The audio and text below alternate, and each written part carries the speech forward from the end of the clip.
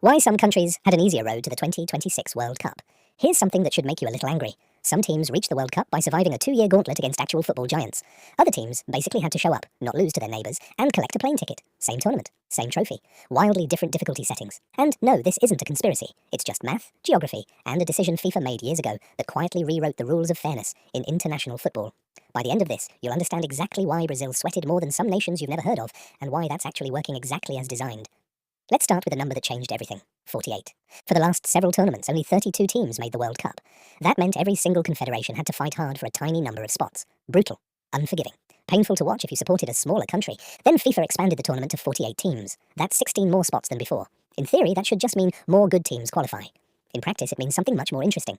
The new spots didn't get spread out evenly. Here's where it gets interesting. Europe, the toughest confederation in the sport, only got a modest bump in spots compared to the size of its talent pool. UEFA has 16 places available for World Cup 2026. Sounds like a lot, until you remember Europe contains most of the best national teams on the planet. Even with 16 places available, Europe remains brutally competitive because of the sheer depth of elite national teams. Translation: a genuinely good team can still miss out completely. Now compare that to confederations like Africa, Asia, and Oceania. Africa, Asia, and Oceania saw the biggest gains from FIFA's move to a 48-team World Cup.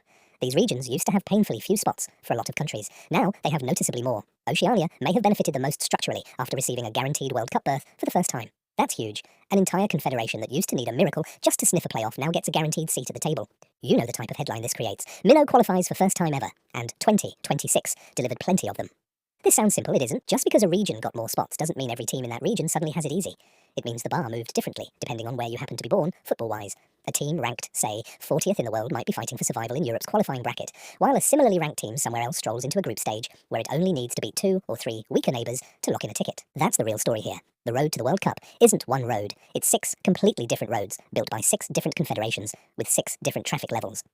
Let's talk about South America for a second, because it's the perfect counterexample to everything got easier. The top 6 teams qualify automatically for World Cup 2026, with a 7th shot at glory through an intercontinental playoff. That sounds generous for 10 countries, but South America is basically a murderer's row. There are no easy games in South America. Even traditional giants can struggle badly. Brazil and Argentina expected to cruise through, sure, but everyone else was clawing at each other for scraps the entire campaign.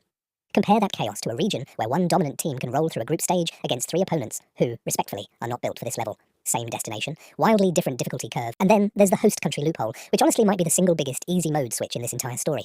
The United States, Mexico, and Canada didn't qualify through any of this drama. They just automatically got in as hosts. No groups, no playoffs, no sweating out a final match day. The expansion also created a more open qualification race in CONCACAF after Canada, Mexico, and the United States automatically qualified as hosts, which actually made things slightly easier for everyone else in that region too, since 3 of the strongest teams got removed from the competition entirely. So you've got hosts skipping the line completely, some confederations swimming in new spots, and others still fighting in a shark tank. Stack all of that together and you get a tournament where the difficulty of simply getting there depends enormously on your zip code, not just your talent. Here's the part that should really change how you watch this. The expanded format didn't just create easier paths for weaker teams, it also quietly reduced pressure for some traditional giants. For powerhouse countries, qualification may become easier. For smaller nations, it could become the biggest opportunity in programme history. So both ends of the spectrum benefited, just for completely different reasons. The big teams got more breathing room. The small teams got an actual door instead of a locked one. Which brings us back to where we started. Some countries really did have an easier road to this World Cup, not because they're sneaky, and not because the system is rigged against anyone specific. It's because FIFA built 6 different roads of 6 different lengths, then asked 48 nations to race to the same finish line.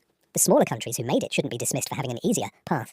Getting that guaranteed spot still took real performances on the field, but the next time someone tells you every team had to qualify the same way, you'll know that's not quite true. Some teams climbed a mountain, others walked up a ramp. So here's the question worth sitting with as the tournament kicks off. Now that more nations are in the room, will the gap on paper actually show up on the pitch, or is this the tournament where the so-called easier roads start producing the biggest upsets? If you want more of football's hidden rules explained without the jargon, you know what to do. Subscribe, and I'll see you in the next one.